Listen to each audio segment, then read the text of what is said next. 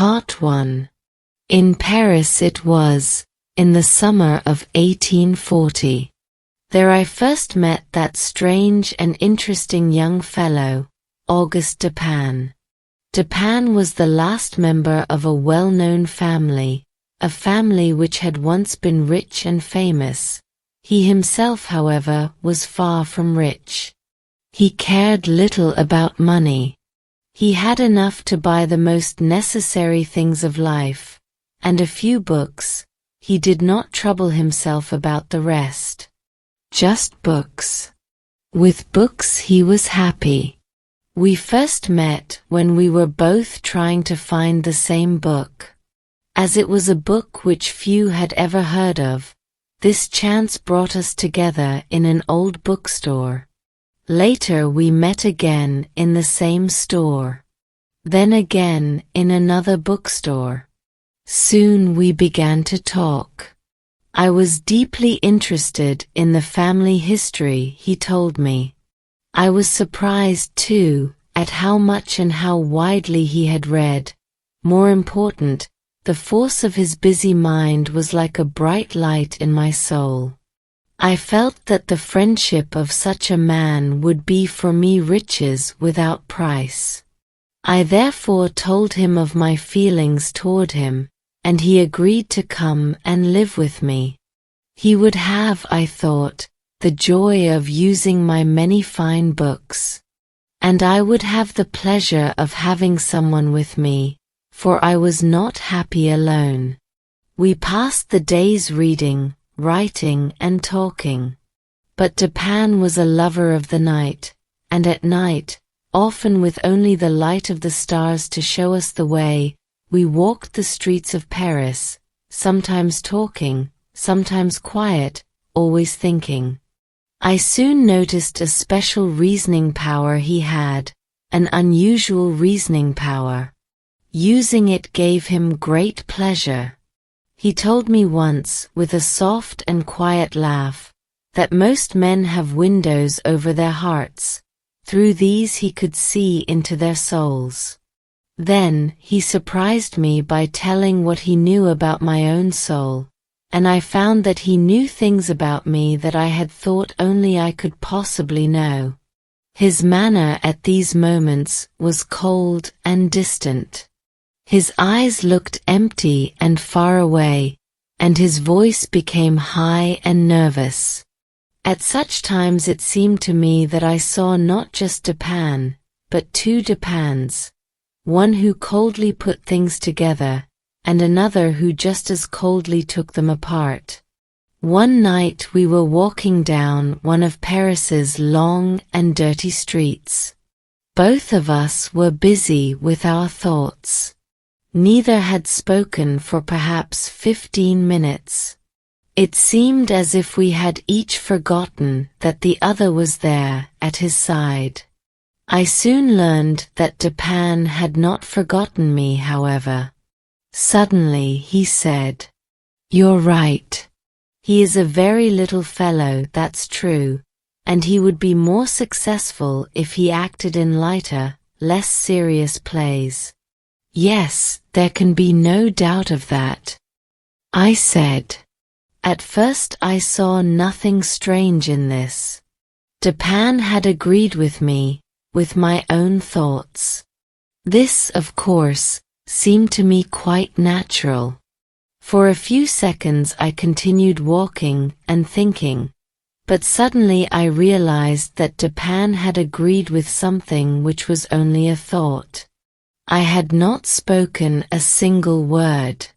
I stopped walking and turned to my friend. "Dupin," I said, "Dupin, this is beyond my understanding. How could you know that I was thinking of—" Here I stopped, in order to test him, to learn if he really did know my unspoken thoughts. "How did I know you were thinking of Chantilly? Why do you stop? You were thinking that Chantilly is too small for the plays in which he acts." "That is indeed what I was thinking. But tell me in heaven's name the method, if method there is, by which you have been able to see into my soul in this matter. It was the fruit seller. Fruit seller? I know no fruit seller. I mean the man who ran into you as we entered this street. It may have been 10 or 15 minutes ago, perhaps less. Yes, that's true, I remember now. A fruit seller, carrying a large basket of apples on his head, almost threw me down. But I don't understand why the fruit seller should make me think of Chantilly, or if he did, how you can know that. I will explain. Listen closely now. Let us follow your thoughts from the fruit seller to the play actor, Chantilly. Those thoughts must have gone like this: from the fruit seller to the cobblestones, from the cobblestones to stereotomy, and from stereotomy to Epicurus, to Orion, and then to Chantilly.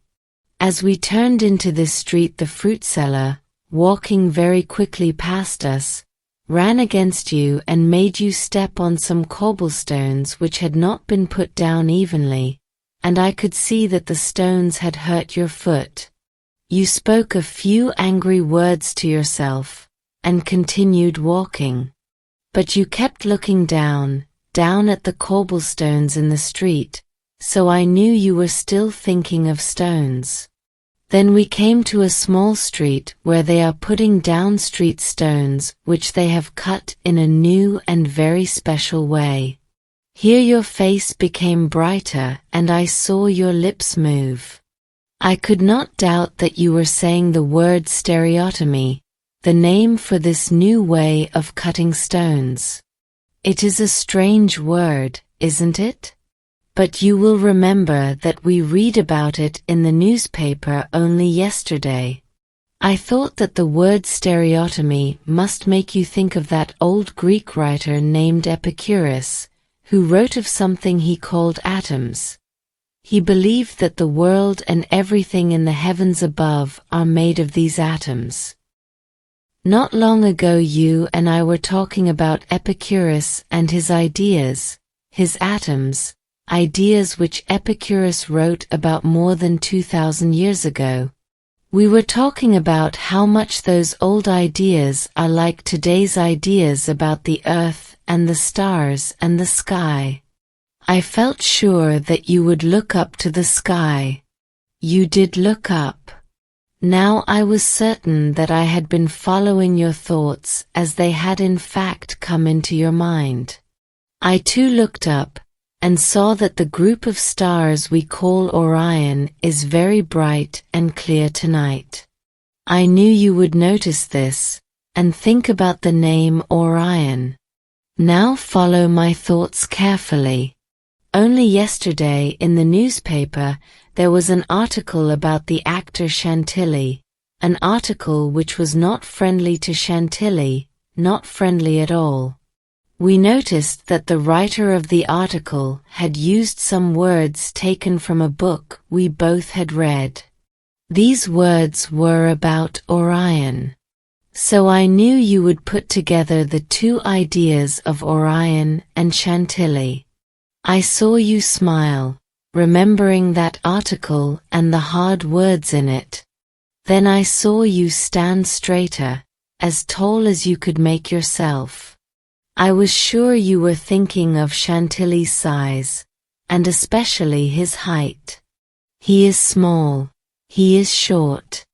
And so I spoke, saying that he is indeed a very little fellow, this Chantilly, and he would be more successful if he acted in lighter, less serious plays. I will not say that I was surprised. I was more than surprised, I was astonished. Dupin was right as he could be. Those were in fact my thoughts, my unspoken thoughts, as my mind moved from one thought to the next. But if I was astonished by this, I would soon be more than astonished. One morning this strangely interesting man showed me once again his unusual reasoning power. We heard that an old woman had been killed by unknown persons. The killer, or the killers, had cut her head off and escaped into the night. Who was this killer, this murderer? The police had no answer. They had looked everywhere and found nothing that helped them. They did not know what to do next. And so, they did nothing. But not Dupin. He knew what to do. Part 2. It was in Paris in the summer of 1840 that I met August Dupin. He was an unusually interesting young man with a busy, forceful mind. This mind could, it seemed, look right through a man's body into his soul, and uncover his deepest thoughts. Sometimes he seemed to be not one, but two people, one who coldly put things together, and another who just as coldly took them apart. One morning, in the heat of the summer, Dupin showed me once again his special reasoning power. We read in the newspaper about a terrible killing. An old woman and her daughter, living alone in an old house in the Rue Morgue, had been killed in the middle of the night. Paris, July 7, 1840. In the early morning today the people in the western part of the city were awakened from their sleep by cries of terror, which came, it seemed, from a house in the street called the Rue Morgue. The only persons living in the house were an old woman, Mrs. L'Espanaye, and her daughter. Several neighbors and a policeman ran toward the house, but by the time they reached it the cries had stopped. When no one answered their calls, they forced the door open. As they rushed in they heard voices, two voices. They seemed to come from above. The group hurried from room to room, but they found nothing until they reached the 4th floor. There they found a door that was firmly closed, locked, with the key inside. Quickly they forced the door open, and they saw spread before them a bloody, sickening scene, a scene of horror. The room was in the wildest possible order. Broken chairs and tables were lying all around the room. There was only one bed, and from it everything had been taken and thrown into the middle of the floor. There was blood everywhere, on the floor, on the bed, on the walls. A sharp knife covered with blood was lying on the floor. In front of the fireplace there was some long grey hair, also bloody. It seemed to have been pulled from a human head.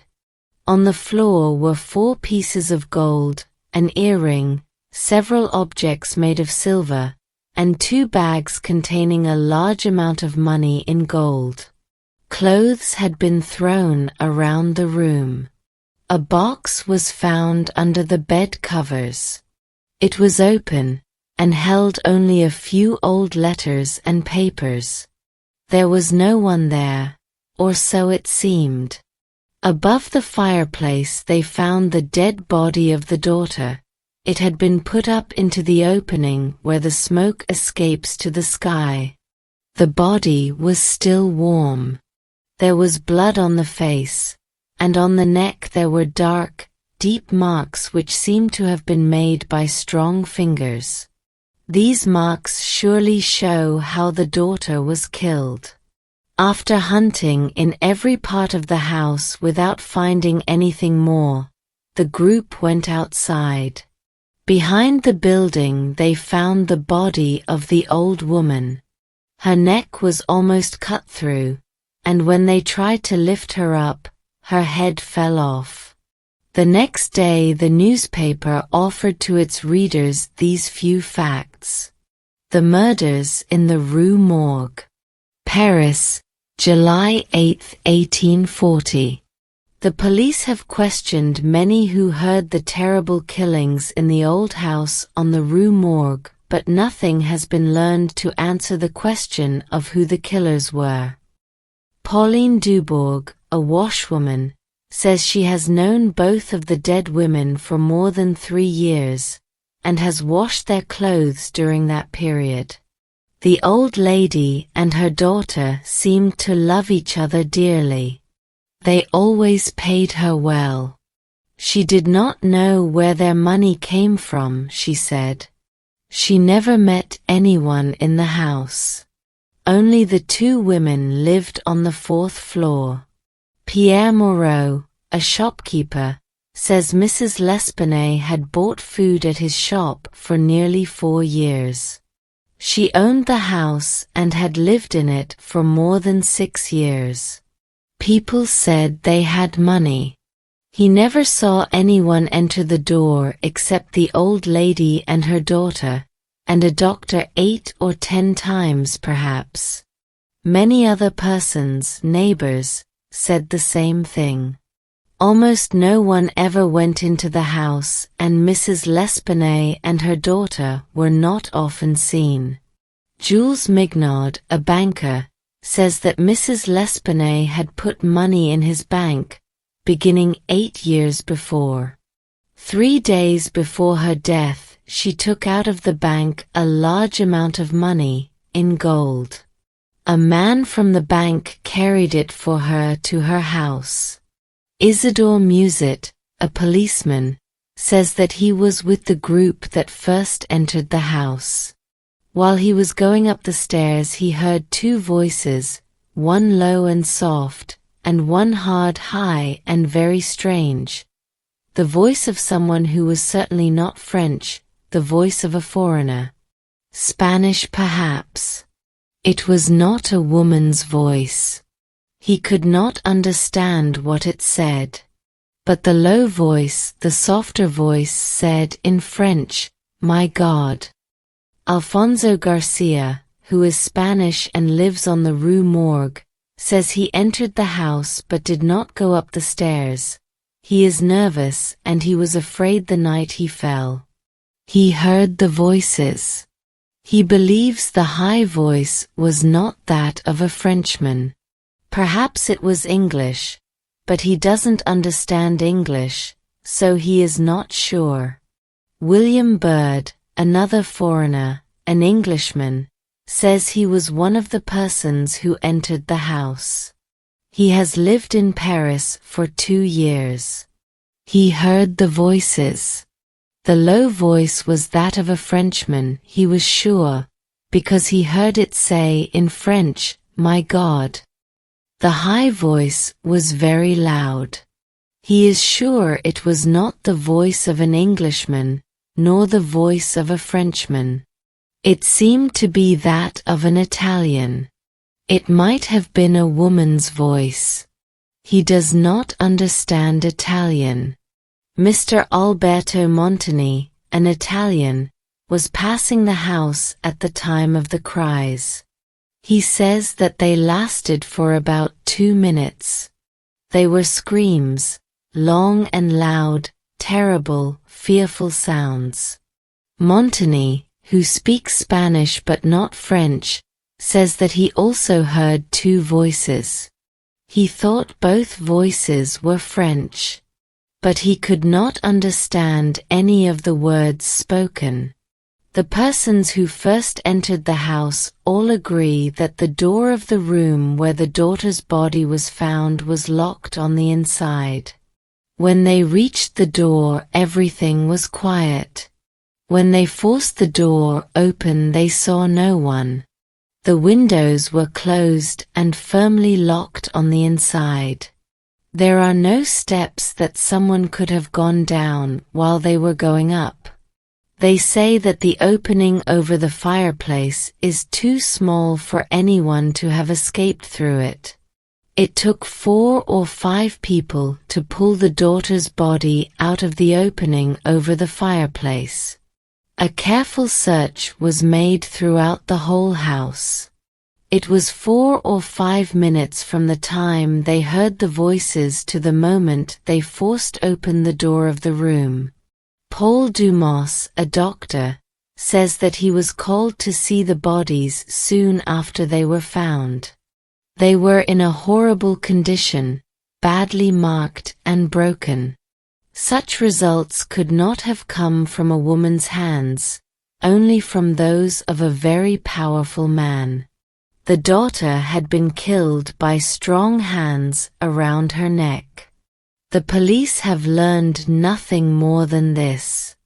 A killing as strange as this has never before happened in Paris. The police do not know where to begin to look for the answer. When we had finished reading the newspaper's account of the murders, neither Dupin nor myself said anything for a while.